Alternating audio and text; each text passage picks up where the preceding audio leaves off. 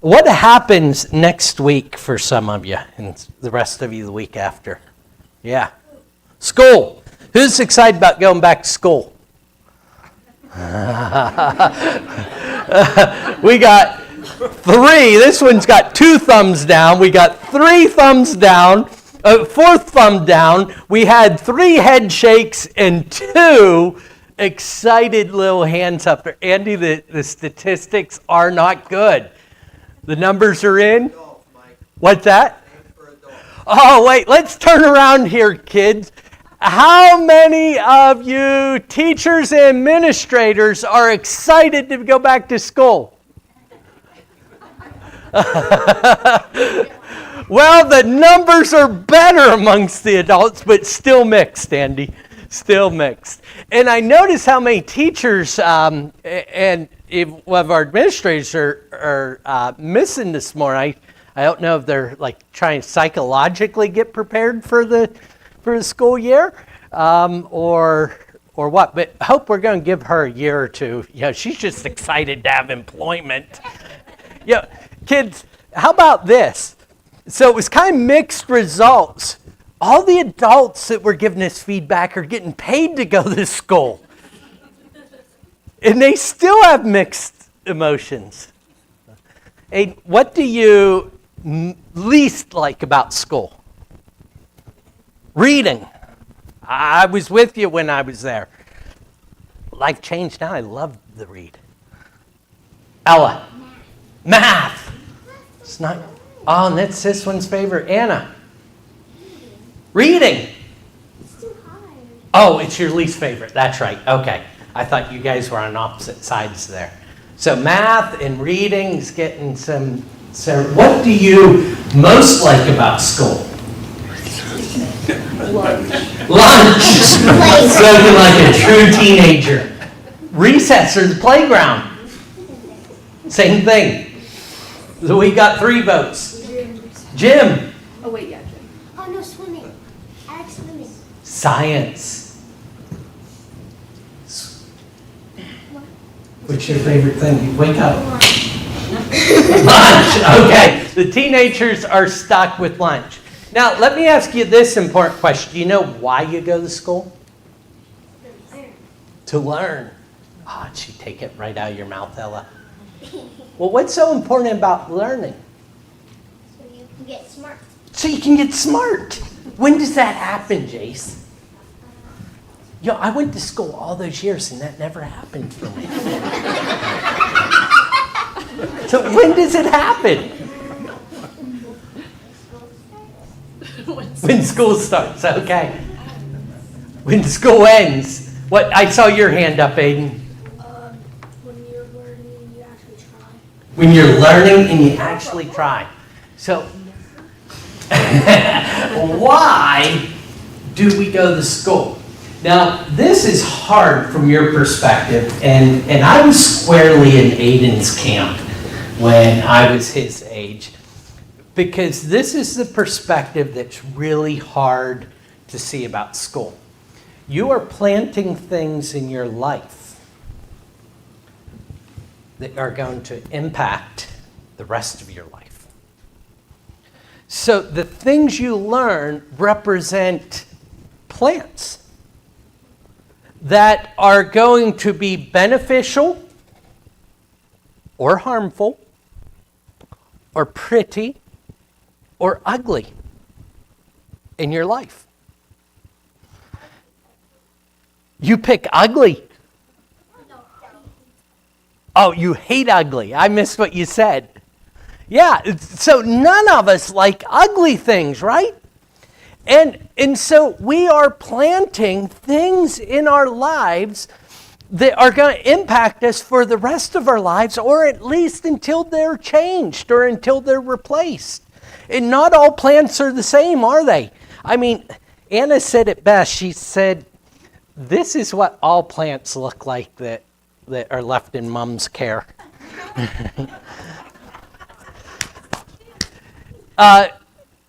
Pam Kunzelman came over and put beautiful hangers. These ferns came from our house. They're sitting outside. They're such hardy things.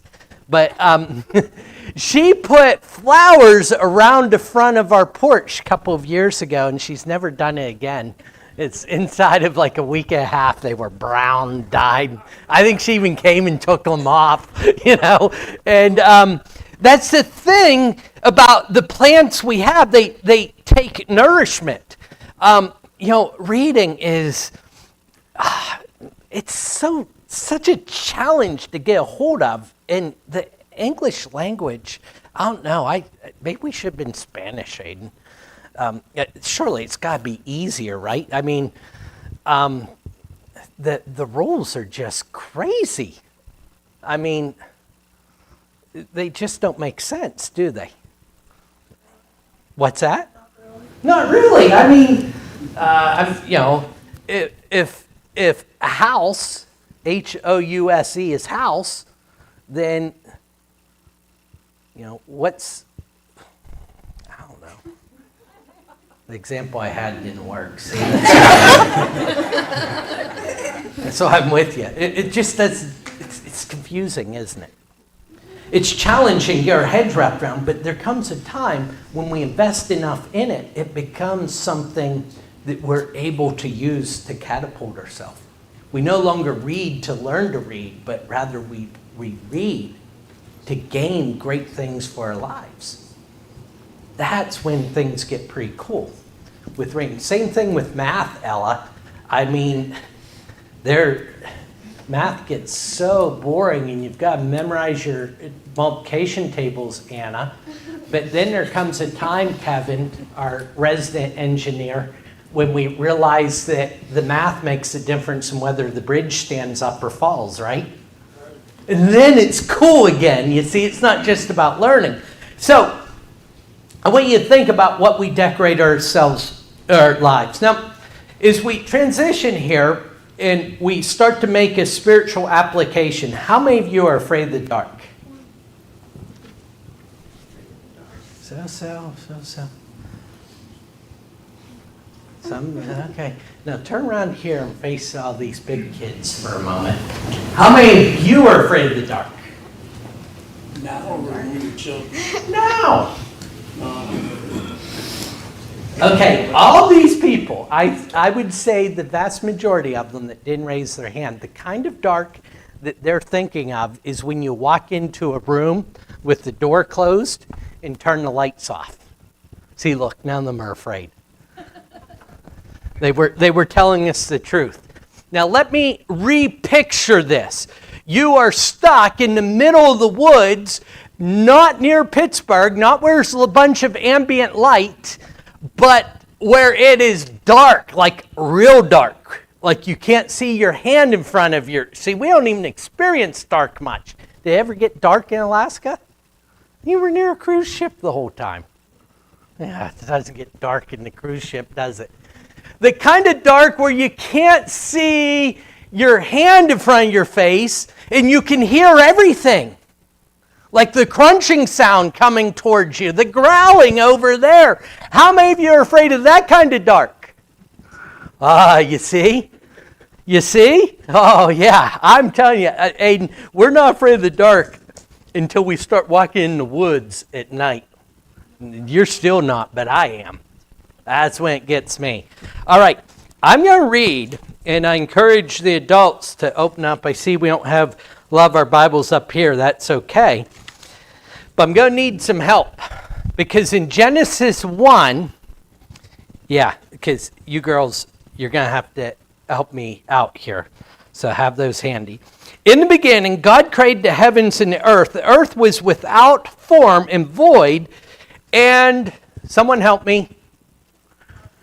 Darkness was over the face of the deep, and the Spirit of God was hovering over the face of the earth. Now, this is the kind of darkness that existed. Not only was it dark, nothing made sense. It was all void. It was without form. And notice the Spirit of God is doing what? Hovering, because he doesn't have anything solid to put his feet on. Right? It's darkness. We're not talking about the kind of darkness I just turned the lights off. We're talking about darkness with no end, with no help whatsoever, and you don't even know what stands in front of you. That's why the Spirit's hovering, because a stride, a step, could take you into some very tragic places. Now, when we talk about Genesis 1, or we read Genesis 1, there's all kind of stories that would come to our mind. I want to moment today to just pause all the noise we've heard about Genesis 1. I want to focus in on just this one point. What we're reading about is a kind of God who takes this horrifying, scary, dark, purposeless, uninhabitable place. And by the end of chapter 1, what do we have? Earth.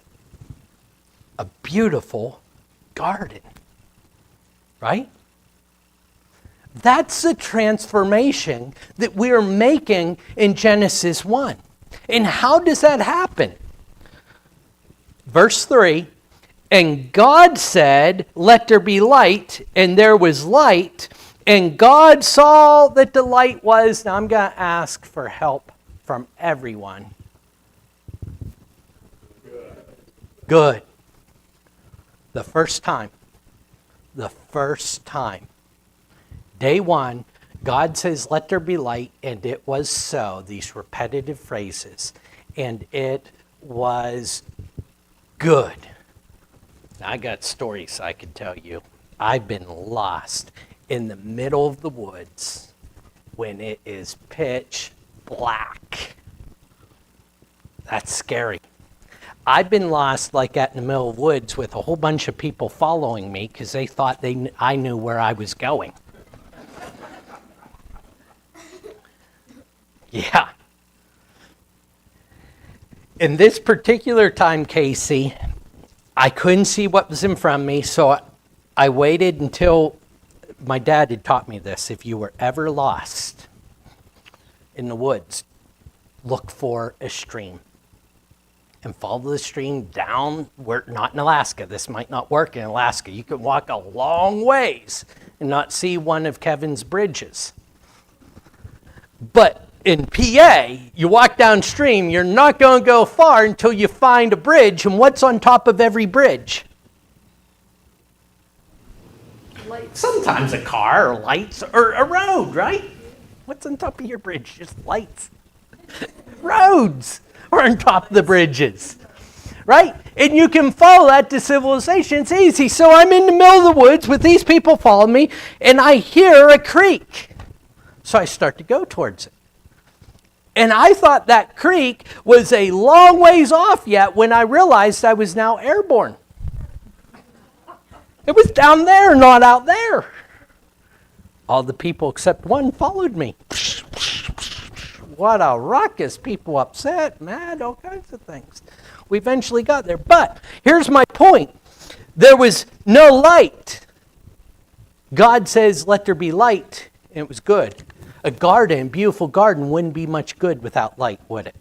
Verse 6, and God said, let there be an expanse in the midst of the waters, and let it separate from the waters, from the waters. And so God makes the sky. He separates things. He makes an expanse over, right? And did you know, a little tidbit, I never caught this till the other day. Day 2 is the only day that we don't read, it was good. John, did you know that? What are we going to do about that, John? We're going to put 2 goods on day 3. We've got to make up for it somehow. So let's go to verse 9. And God said, let the waters under the heavens be gathered together into place, and let the dry land appear. And it was so. And God called the dry land earth, and the waters that were gathered together he called seas.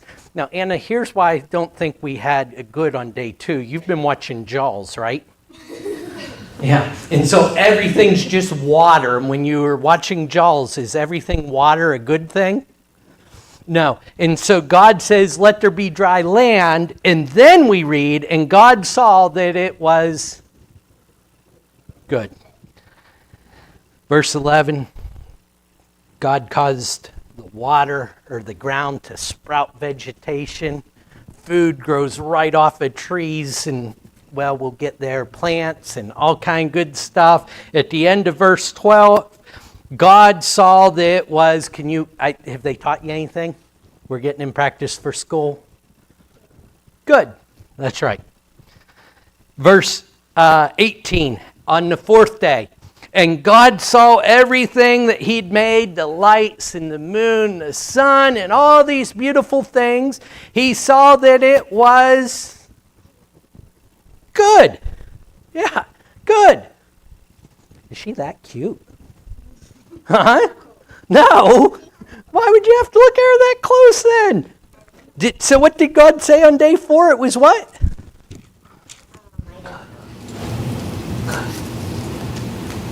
Oh, how'd you guess that? Good job. The end of verse 22, God saw that it was good. Day 5, the end of verse 25, and God saw that it was good. Now, you catch this? There was nothing good. And God modified one piece at a time and made it good. He's putting all these things into our lives, into our world that are good. And as I mentioned, and we didn't read, but what follows in verse 26 is he makes mankind. And after he makes mankind, he puts them in the garden. You ready for this? Verse 31. And God saw everything that he made, and behold, it was... Oh, it was a trick. It wasn't good. Yeah. So with one, so we have a clear message. God saw everything that he had made, and behold, it was very good. Now, there's one little tidbit here. And the only time that we see for a while that things aren't good is verse 18, because Amy Adams left unsupervised. Joe's left unsupervised. And God looks at Adam by himself, says it's not good. Here's what I want to say to you, because this is a place where we're getting ready to go as mankind in this story. It's not good to be alone. You can't get through this life without God. You can't get through this life effectively and purposefully and appropriately without godly influences in your life. Adam's all by himself, and all he has is this beautiful creation, and it's not good. It has to do with our garden. We have to have our help from God and godly influences in our life to get where we are. Now, sound like a great place to live in this garden where everything was very good? Well, Eve saw some improvement, didn't she? Notice this, chapter 3, in verse 5. For God knows that when you eat of it, this is Eve telling the serpent, right? The serpent telling Eve, for God knows that when you eat of it, your eyes will be opened, and that you will be like God, knowing good and evil. Now understand what Satan's saying to her. He's not just saying you'll know the difference, you will know good and evil. One of the things Satan's implying to him, you don't know good yet. I can show it to you. Look at what Eve saw. So when the woman saw that the tree was good for food, that was a delight for the eyes, similar to good, absolutely. And that the tree was to be desired. Good, delight, desire. What's she do? She takes the fruit from the tree and she ruins everything, along with the help of Adam, right? What did she do? She took all the wonderful things in her life and she planted something else in it. Now, how many do we have here?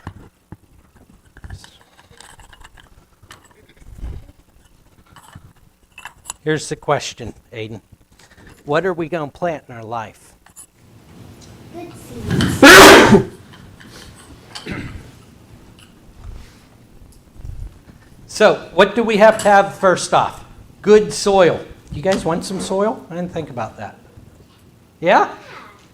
Yeah, go get yourself some. You've got to have some soil. Get it in there.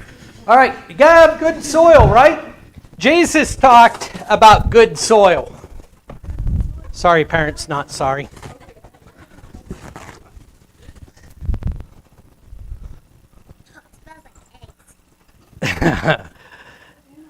Yeah, throw her in there. All right. So, how do you plant things in your life? See, sometimes we expect other people to plant things in our life. Huh? How do we plant things in our life, Evie? With water? That's the analogy. How do things get planted in our life? Physically, the garden doesn't happen all by itself, does it?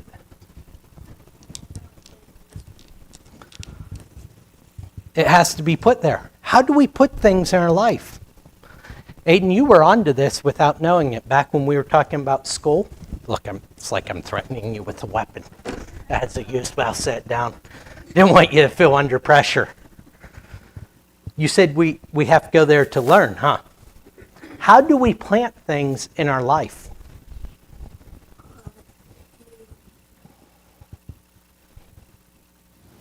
Sorry, you're on furniture. We learn, right? We put things into our life. What kind of things are we going to put into our life? Are they going to be pretty? I think this might be pretty one time, right? Are they going to be useful? Just so you know, parents, one of these kids will eat some of this before it comes out of here. Or will it be like one of these things? Anna, would you like to give your mom a prize?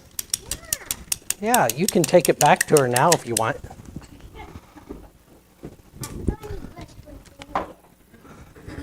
That went better than anticipated.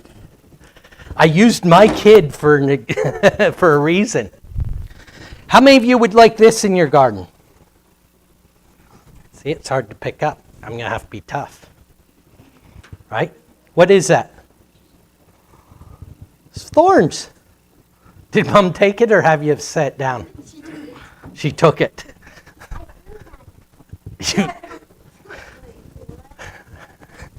So, we're going to use that for an illustration. We plant things into our lives, don't we? You know, we don't think about it, but when we're not kind to our sibling or to someone else in school, you know what we're doing? We're planting habits and attitudes in our own life.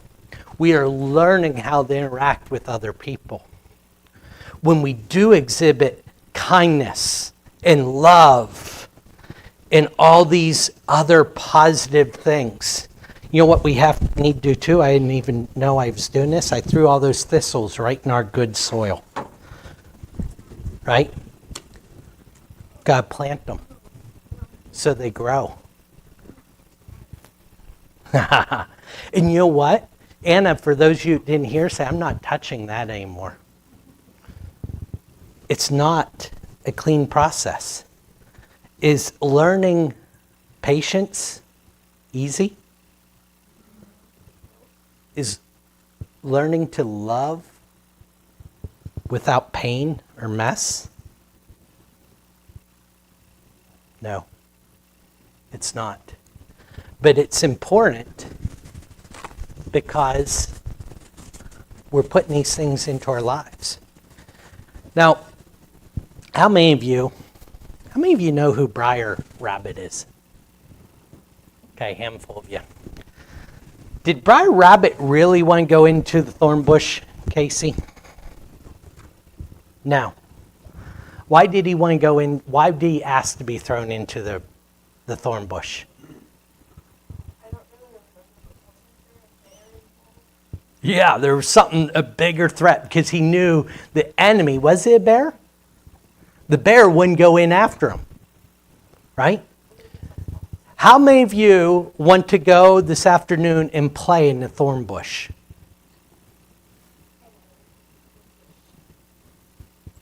You know what? Oftentimes, we are told by Satan and others, it would be good. You really haven't experienced good just yet.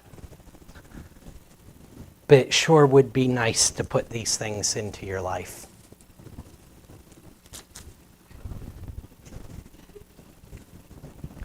And they're not pleasant for anyone else around us, including myself. It's important that we pay attention to what we put in. I'm going to leave with this idea. Take one of these and pass them down. You can put them in your pot. Don't eat it, Aiden. I know you look hungry. Okay? And here's what we end with. Mike, what was our scripture reading? Galatians 5. See, I caught him off guard twice. Galatians 5, 22 and 23.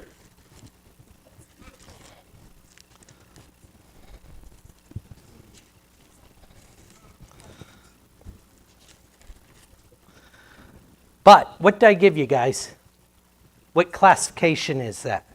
It's fruit, right? But the fruit of the Spirit is love, joy, patience, kindness. Did you lose your kindness, Ace? Put that back in there. Goodness, faithfulness, gentleness, self-control. Against these, there's no law. These are the things we want to put into our lives, the fruit of the Spirit. Let me ask you guys something. Do you think, as you go throughout this week, this school year, as you try to learn math and reading and science and all these other very useful things, that you can concentrate on putting the fruit of God's Spirit into your lives? So it's decorated with fruit and beauty and things that are good. Can you do that? I want to extend an invitation, not merely to these young ones, but to all of us. If you've obeyed the gospel and you've repented of your sins, you've confessed Jesus Christ, been immersed for the remission of sins, I don't think it excludes you from his invitation to put God's Spirit into your life and to have it decorated with all that's his and all that is good. If we can help you this morning to follow after Jesus more thoroughly from wherever you are, the invitation's for you.